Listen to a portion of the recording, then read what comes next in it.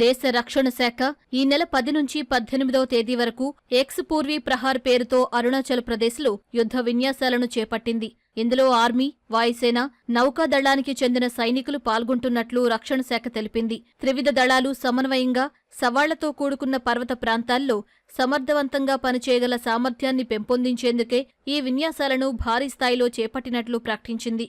ఈ విన్యాసాల్లో త్రివిధ దళాలు అత్యాధునిక ఆయుధాలను వినియోగించాయి. వాటితో పాటు అధునాతన డ్రోన్లు, చినూక్ హెలికాప్టర్లు, అడ్వాన్స్డ్ లైట్ హెలికాప్టర్లైన రుద్ర, M777 అల్ట్రా లైట్ హూవెట్జర్లను